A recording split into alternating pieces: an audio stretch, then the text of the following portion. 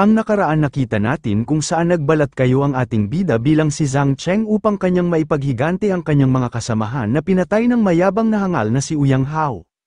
Ang dalawa naman na nakakita na buhay si Zhang Cheng ay hindi makapaniwala kung paano nabuhay si Zhang Cheng dahil nakita nila mismo ng kanilang dalawang mata na ito ay wala ng buhay sa kamay ni Uyang Hao at pinugutan pa ito ng ulo. At nasaksihan din natin sa nakaraan na kwento kung saan ipinalabas ng ating bida ang kanyang tatlong mga bangkay na mga sundalo upang kanyang turuan ng leksyon si Uyang Hao. At sa pagtatapos din ng ating huling kwento ay nagkasalpukan na nga ang huling atake ng ating bida at ni Uyang Hao. At ito ay nagdulot ng pagkabutas ng katawan ni Uyang Hao dahil sa lakas ng atake ng ating bida.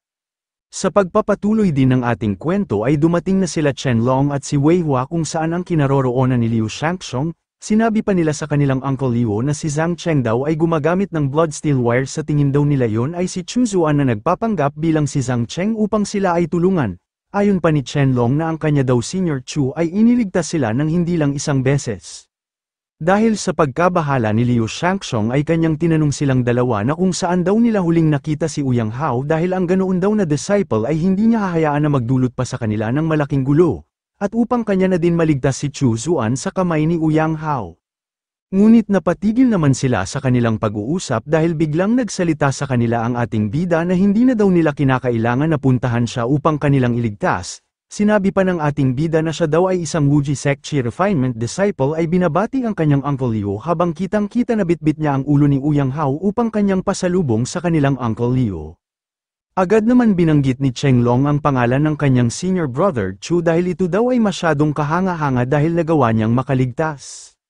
Nagtanong naman si Wei Hua sa ating bida habang gulat na kung ang kanya daw bang bitbit ngayon na ulo ay ang ulo ni Uyang Hao. Sinabi naman ng ating bida kay Wei Hua na sinubukan lang naman niya na kanyang ipaghigante ang pagkamatay ng kanyang junior brother na si Zhang Cheng sa kamay ni Uyang Hao, kung kaya dinala niya ang ulo ng tao na pumatay sa kanyang junior brother.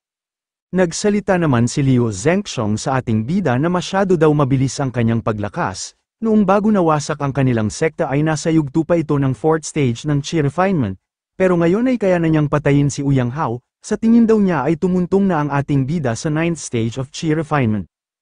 Hindi naman makapaniwala si Wei Hua sa kanilang narinig, maging si Chen Long ay halos lumabas na ang kanyang dalawang mata nang kanilang nalaman na si Chu Zuan ay parang nasa 9th stage of Chi Refinement na ang kanyang antas. Tuwang-tuwa naman si Liu Zhengxiong sa tagumpay ng ating bida dahil ito daw ay masyadong kahanga-hanga dahil nagkaroon ng isang talentado ang kanilang Wuji Sect. Ito ay isang biyaya ng kanilang sekta. Tinanong pa niya ang ating bida na kung maari ba itong manatili lang muna dito sa Wu family, gagawin daw niya ang kanyang makakaya upang matulungan lang ang ating bida sa kanyang mga pangangailangan upang kanyang maabot ang foundation stage. Agad naman tumanggi ang ating bida sa alok sa kanya ni Liu Zhengxiong. Pinapahalagahan daw niya ang kabutihang alok sa kanya ng kanyang Uncle Liu, ngunit gusto niyang maabot ang ganoon na antas sa sarili niya na pamamaraan. Hindi naman makapaniwala ang tatlo sa sinabi ng ating bida. Sabay tinanong siya ni Liu Zhengxiong na kung bakit naman daw, sa isip-isip naman ng ating bida na hindi daw niya dapat ipaalam sa kanila ang kanyang lihim at kinakailangan pa niyang makapunta doon sa Blue Star, kung kaya hindi dapat siya na makihalubilo sa kahit sino mang mga tao. Sabay umarte ang ating bida sa harapan nilang tatlo na ang sitwasyon raw na ito ay hindi gaano kaganda, kung gagamitin raw ng kanyang Uncle Liu ang mga resources para lamang tulungan siya. Ang buhay raw ng kanyang mga kapatid ay lalong maging mahirap para umangat sa mas mataas na antas. Hindi raw niya dapat samahan ang kanyang mga kapatid para lamang sa kanyang sariling kapakinabangan. Nang narinig ni Wei Hua at ni Chen Long ang saloobin ng ating bida ay mas lalo silang humanga sa kabaitan ng ating bida dahil hindi nila inaakala na ang iniisip pala ng ating bida ay ang kapakanan ng kanyang mga kapatid. Hinawakan naman ni Liu Zhengxiong ang balikat ng ating bida dahil bihira lang daw siyang makakita ng isang katulad ng kanyang talento. Kung ang sekte nila ay hindi pa maglalaho at siya ay makaupo, hindi raw niya hahayaan ang katulad ng ating bida na mayroong masamang mangyari. Kung mayroon raw kahilingan ng ating bida sa kanila ay huwag itong magdalawang isip na ipaalam sa kanya dahil agaran niya siyang tutulungan. Sinabi naman ng ating bida sa kanyang Uncle Liu na sa katunayan raw ay nangangailangan siya ng foundation technique. Iniisip daw niya ngayon kung magkano kaya ang blood refining scripture upang kanya lang itong makuha. Ayon naman ni Liu Zhengxiong na sa halaga lang raw na 500 na blood beads, ay bibigyan niya siya ng kopya ng blood refining scripture. Napapaisip naman ang ating bida na sa kanya daw nakaraan kahit na ang ilang libo na contribution points ay hindi pa rin sapat upang makuha lang ang kopya ng blood refining scripture, talagang itong kanyang Uncle Leo ay binigyan siya ng magandang pabor sa kanyang mga kinakailangan. Nagpasalamat naman ang ating bida sa kabaitan ng kanyang Uncle Leo sa kanya. Ngunit sa ngayon raw ay mayroon lang siyang 300 na mga blood beads at spirit stones, ang mga ito raw ay kanyang nakuha galing kay Uyang Hao. Natatawa naman si Liu Zengxiong na kanyang sinabihan ng ating bida na ayos lang raw ang mga yan dahil isa pa rin niyang mga kayamanan na labis na nakakatulong sa kanilang mga disciples, huwag na raw niya itong isipin dahil pwede naman niyang ibigay sa kanya ang kopya ng libre. Nagulat naman ang ating bida sa mga tugon sa kanya ng kanyang Uncle Leo at ito ay labis na nagpapasalamat sa kanya, pero sa kanyang isip-isip na itong mga blood beads raw ay ibibigay lang ng kanyang Uncle Leo sa mga iilan na mga disciples, at nagkunwari pa raw siya na isang pulubi upang hindi lang niya mabigay ang kanyang mga blood beads, hinusgahan daw niya agad ang kanyang Uncle Leo ayon sa kanyang standard. Habang inabot ni Liu Zengxiong ang kopya ng blood refining scripture sa ating bida ay kanya naman itong pinayuhan na sana mag-ingat ito sa kanyang pag-alis. Huwag raw niyang pilitin ang kanyang sarili kapag mayroon siyang makalaban na mas malakas pa sa kanya. Pumunta lang ito sa Wu family at hanapin niya siya kung gusto nitong humingi ng tulong. At nang papaalis na ang ating bida sa lugar ay kanya naman nasabi sa kanyang sarili na ang Wuji sect raw ay tunay na demonic sect bagaman mayroon pa rin itong mabuting cultivator katulad ng kanyang Uncle Liu Zengxiong, hindi raw niya alam kung mayroon pang mga mabuting tao na magbigay sa kanila ng puri, dito sa Kangshan Continent. At sa labas naman ay makikita si Xu Ming na kanyang tinanong si Liu Zengxiong na kung mayroon raw ba itong nakuha na mga blood beads. Sinabi naman sa kanya ni Liu Zengxiong na mayroon raw siyang iilang mga resources na kanyang nakuha, ito ay galing kay Chu Zuan, gulat naman ang hangal na si Xu Ming nang kanyang nalaman na magpasa hanggang ngayon ay buhay pa ang ating bida, ngiting sabi pa sa kanya ni Wei Hua na hindi lang buhay si Chu Zuan, kanya din naabot ang 9th layer of Qi refinement at nagawa din niyang mapatay ang tinagurian na genius na si Uyang Hao. Masyado namang pinapawisan ang hangal na si Xu Ming dahil talagang nagawa raw na mapatay ni Chu Zuan ang tatlong mga kawal noong nakaraan, pero paano nagkaroon ng ganoon kabilis na pag-angat ng lakas si Chu Zuan?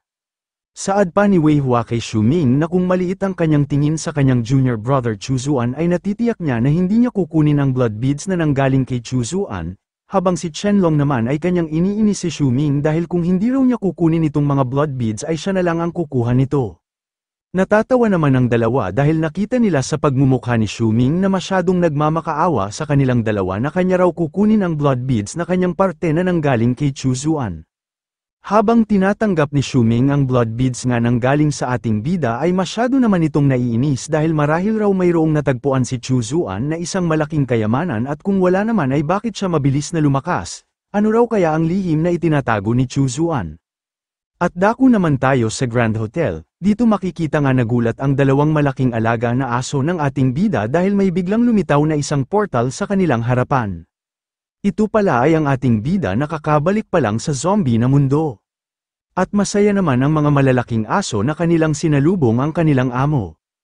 Binuksan naman ng isang tauhan ng ating bida ang pinto dahil nagtataka siya kung ano raw ba ang ingay sa loob at dito nakita niya ang ating bida na bumalik na sa kanilang hotel.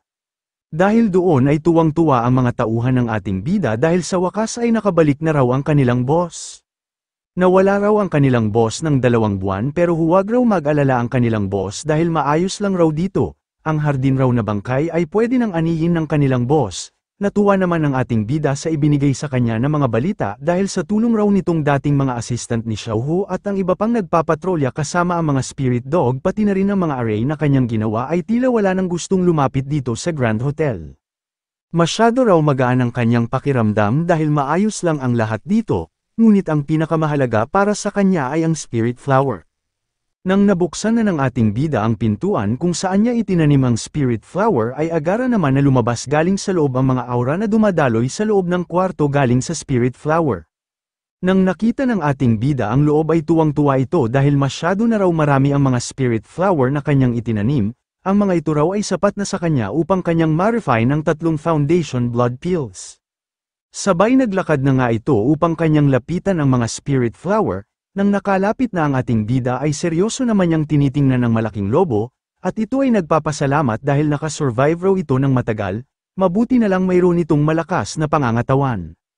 Sabay kanya na nga na pinitas ang spirit flower sa katawan ng lobo dahil sa ngayon raw ay handa na ang lahat, ang buhay raw nitong lobo ay dito na magwawakas. Sa hindi nakakaalam ang daan ng pag-cultivate ay nagbibigay diin sa mga kayamanan na mas mahigit pa kumpara sa mga talento. Makalipas ang ilang sandali ay nirefine na nga ng ating bida ang spirit flower gamit ang kanyang cauldron, ang isang foundation blood peel ay maaaring mataas ng 30%.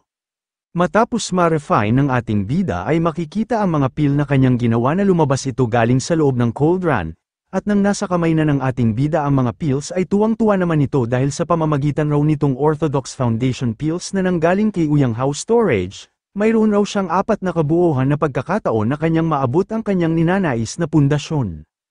Wala na nga na sinayang na oras ang ating bida dahil agaran niyang kinain ang peel na kanyang hawak-hawak. Nang umepekto na ang kanyang nilunok na peel ay makikita na sumabog ang mga aura sa kanyang buong katawan. At pilit niyang inipon ang lahat ng mga aura na dumadaloy sa kanyang paligid papunta sa kanyang tiyan upang hindi ito sumabog.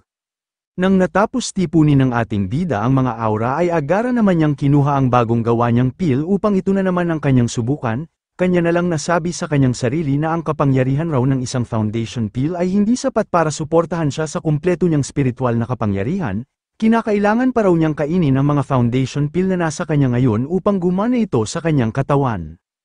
Nang kinain na ni Chu ang lahat ng mga peel na kanyang ginawa ay makikita siya na sumabog sa kanyang buong paligid ang mga aura galing sa loob ng kanyang katawan. Sabay kanyang ipinikitang kanyang mga mata, nang pagmulat ng kanyang mga mata ay laking gulat niya sa kanyang nakita, dahil pala napunta ang kanyang kaluluwa sa isang kawalan, napapatanong na lang siya na kung nasaan na siya ngayon. Ngunit napatigil naman ang pag-iisip ng ating bida dahil mayroong tumawag sa kanyang pangalan galing sa kanyang likod, saad pa nito na kung siya raw ba si Chu Zuan na isang demonic cultivator. Ang nagsalita pala galing sa likod ng ating bida ay ang malaking lobo, sinabi pa niya sa ating bida na hindi raw siya makakapayag na umangat ang ating bida patungo sa foundation stage. Sabay umatungal ng napakalakas ang lobo sa harapan ng ating bida na parabang akma na niya itong kainin. Natulala naman ang ating bida sa harapan ng lobo, na kanyang nasabi sa kanyang sarili na hindi raw ito maari dahil isa lang naman itong ilusyon ng puso ng demonyo. At nang papalapit na ang bunganga ng lobo sa katawan ng ating bida ay agad naman naghanda ng spell si Chu Zuan upang kanyang depensahan ang kanyang sarili laban sa nagwawala na kaluluwa ng lobo. At agad niyang pinatamaan ang bunganga ng lobo upang tumigil na ito sa kanyang pagwawala. Habang naghahanda pa ang ating bida ng isa pang atake sa lobo ay kanya namang nasabi na kahit magkaroon raw ng epekto ng pagbuo ng foundation building blood peel sa tunay na foundation building peel ay sa huli peke pa rin ang mga sinasabi ng mga demonic cultivator na walang pangangailangan. Dahil ito pa rin ay naglalaman ng galit ng buhay na kaluluwa at ito ay tumututol sa puso ng demonyong ilusyon, ang demonyong ilusyon raw na ito ay patuloy pa rin ang kanyang pagdaloy. Kinakailangan raw niya itong wasakin dahil kung hindi ay lalo lang itong lumalakas. Habang patuloy pa rin na inaatake ng ating bida ang kaluluwa ng lobo ay sinigawan naman siya ng lobo na tumigil na raw ito sa pagsasayang niya ng kanyang enerhiya.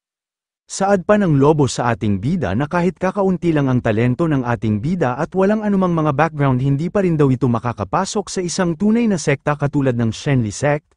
Dinagdag pa ng lobo habang nakatingin ang ating bida sa kanyang harapan na isa kang walang kwentang tanga, hindi kwalipikadong makalusot sa yugto ng pagbuo ng pundasyon dapat mo na lang tanggapin ang iyong kapalaran at mapagtanto na ang paglilinang ay humihingi lamang ng paghihirap. Nagulat naman ang ating bida sa ibig sabihin sa kanya ng lobo. Dahil ang ibig sabihin raw ba nito ay ang patungkol sa Dao, agad naman sinermonan ng ating bida ang lobo. Saad pa niya na ang mga sage raw ay mga walang awa dahil tinitingnan lang nila ang mga tao bilang mga hayop, ang mga banal na sekta ay nagmonopolyo ng mga rekurso, nagpapalakas ng mga pagkakaiba ng klase, at malinaw na ang pagsunod sa makatarungang daan ay hindi nagreresulta sa anumang tagumpay, ngunit ang daan ng pagpapalago ng demonyo, gayunpaman, ay nag-aalok ng ibang pananaw. Samantalang galit naman ang lobo na kanyang tinanong ang ating bida na paano kaya nagtagumpay ang isang hindi unorthodox na daan na katulad nito. Sinabi naman sa kanya ng ating bida na ang mga demon cultivator ay kumukuha ng esensya ng langit at lupa, at kinukuha ang buhay ng lahat ng bagay. Dinagdag pa ng ating bida habang kampante sa harapan ng lobo na kung hindi raw siya pagbibigyan ng langit ay papatayin at papangyarihan raw niya ang libu-libong katawan upang lumikha ng landas patungo sa langit, at higit pa roon, Nagkaroon na daw siya ng Blood Mirror Destiny at mayroon na rin siyang access sa mga rekurso ng isang buong planeta para sa kanyang sarili. Siya raw na si Chuzuan ay kanyang hinahamon ang kalangitan at kanyang babaguhin ang kanyang sariling kapalaran. Dahil sa mga binanggit ng ating bida sa kaluluwa ng lobo ay makikita ito sa harapan ng ating bida na naging bato ang katawan nito at dahan-dahan nga nawasak. Makalipas ang ilang sandali tumilapon ang mga parte ng katawan ng lobo papunta sa ilalim ng tubig. Ngunit makikita naman sa ibaba ng paa ng ating bida na mayroong dalawang kamay ang dahan-dahan na lumapit sa ating bida. Ang may-ari pala ng mga kamay na biglang lumitaw ay ang lobo kanina na naging isang magandang babae at pilit niyang inaakit ang ating bida. Sinabi pa niya sa ating bida na hindi naman daw talaga tunay na masama ang ating bida, maaari raw itong bumalik kung saan siya nagsimula at ang tunay na dahilan kung paano siya lumago. Bagaman inaakit ng babae ang ating bida ay wala naman pakialam ang ating bida sa pilit na panlilinlang sa kanya ng babae na lobo para lang hindi matuloy ang kanyang pag-angat sa mas mataas pa na antas. Kahit na walang pakialam sa kanya ang ating bida ay hindi pa rin tumigil ang babae na lobo sa pang-aakit sa ating bida dahil sinabi pa niya sa ating bida nga naiintindihan raw niya ang ating bida noong una siyang napunta sa ibang mundo.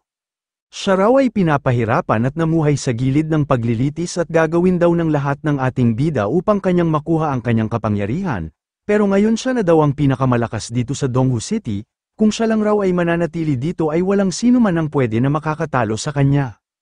Hindi pa natapos sa panlilinlang ang babae na lobo sa ating bida dahil upang magawa lang niya itong maakit ay kanyang ipinakita sa ating bida ang kanyang sexy na katawan, saad pa niya sa ating bida na sa kapangyarihan raw ng kayamanan ay makukuha lahat ng ating bida ang lahat ng mga kagandahan katulad na lang sa kanyang harapan ngayon, kahit ano raw ang gustong gagawin ng ating bida sa kanyang katawan ngayon ay maaari niya itong gawin. Natawa naman ang ating bida sa mga sinabi sa kanya ng babae na lobo. Saad pa niya sa lobo na kahit na inaasahan sa isang tanyag na heart demon illusion, isinasaalang-alang pa rin daw niya ang kanyang sarili na magiging matatag sa sarili niyang landas. Ngunit naglakas pa raw ito ng loob na kanyang ibunyag ang napakaraming bagay. Ang kanya raw binanggit sa kanya ngayon ay isa lamang taktika ng pagkaantala hanggang sa mawala ang epekto ng foundation pills na kanyang ininom kanina. Dahil sa mga sinabi ng ating bida sa babae na lobo ay naging seryoso ang tingin nito nga natatawa. Ngunit laking gulat niya dahil nakita niya sa mga kamay ng ating bida na mayroon pa itong mga pil na pwede niyang inumin kahit anumang oras. Wala na nga na sinayang na oras si Chuzuan dahil agaran niyang ininom ang mga pills sa kanyang mga kamay. Dahil sa kanyang pag-inom ay makikita nga na nambalik ang mga aura na dumadaloy sa katawan ng ating bida. Napasigaw naman ang babae na lobo dahil isa raw baliw ang ating bida. Dahil naglakas ito ng loob na lamunin ng sabay ang dalawang foundation pills. Kahit na makatanggap raw ito ng spiritual power, ang galit ng mga buhay na kaluluwa sa mga Paeldores ay magpapalakas din ng kanyang kapangyarihan. At ikaw ay mamamatay pa ng mas malungkot, hindi naman pinasangayon na ni Chuzuan ang mga babala sa kanya ng babae na lobo dahil sa katunayan hindi naman daw siya magsasayang ng oras para lamang sa kanya. Nagpapasalamat daw siya sa kanya kanina dahil sa kanyang pagbanggit patungkol sa Dao. Ngayon ay malinaw na niyang naintindihan kung ano talaga ang Dao. Sabay mas pinalakas pa ng ating bida ang aura sa kanyang buong katawan, at kitang-kita sa likod nito na naghugis pakpak ang kanyang aura. Nagulat naman ang babae na lobo dahil bigla na lang lumipad si Chuzuan sa kanyang harapan. Sinabi pa ni Chuzuan sa babae na lobo na wala daw rason na mapigilan ng isang tao sa kanyang pag-angat. Masyado naman pinapawisan ng babae na lobo dahil sa sobrang init ng aura ni Chuzuan na dumadaloy sa kanilang buong paligid. Dahil doon ay hindi na kinaya ng babae na lobo ang aura na pinalabas ng ating bida at kanya na lang itong sinabihan na panalo na daw si Chuzuan. Masyado naman natawa si Chuzuan sa biglaan na pagsuko ng babae na lobo, imbis na tumigil ay mas lalo pa niyang tinakat ang babae na lobo, dahil mas nilakasan pa niya ang aura na dumadaloy sa kanilang buong paligid. Sinabi pa ng babae na lobo sa kanya habang takot na wala naman daw siyang balak na gambalahin ng matagal ang kanyang pag-breakthrough, ano raw ba talaga ang gusto nito? Ngiting demonyo naman na sinabihan ni Chuzuan ang babae na lobo na nagpapakita lang naman raw siya ng kaunting kuryosidad kung ang Bloodfiend Magic Refining Scripture ay makakapag-refine sa kanyang heart demon, dahil sa sinabi ni Chuzuan ay hindi makapaniwala ang babae na lobo, dahil balak raw pala ni Chuzuan na i-refine ang kanyang heart demon. Sabay itiniklop ni Chuzuan ang kanyang isang kamay, kasabay nito ay napasigaw ang babae na lobo dahil sa sobrang higpit ng pagkatali sa kanyang buong katawan gamit ang aura ni Chuzuan. Habang dahan-dahan na naglalaho ang babae na lobo ay kanya pang sinabihan si Chu Zuan na isa raw itong walang puso. Hindi raw ba ito natatakot sa retribution? Sumagot naman sa kanya si Chu Zuan na patungkol raw doon ay huwag na itong mag-alala dahil siya na ang bahala sa lahat. Makalipas ang ilang sandali ay matagumpay na nga na nilamon ng apoy na aura ng ating bida ang kaluluwa ng babae na lobo. Tuwang-tuwa naman si Chu Zuan dahil ngayon raw ang kanyang merits ay mas lalo pang tumaas, ang kanya raw path sa demon cultivation ay mas lalo pang lumalim hanggang sa aabot ito patungo sa eternity. Sa loob naman ng Grand Hotel ay makikita ang ating bida na wala pa rin malay, at biglang namulat ang kanyang isang mata. Kasabay nito ang pagsabog ng mga aura sa kanyang buong katawan hudyat na mag-breakthrough na siya sa mas mataas pa na antas. Maging ang kanyang tatlong mga bangkay na sundalo na nakabantay sa pintuan ng silid ay napansin din ang pagsabog ng malakas na aura ng ating bida.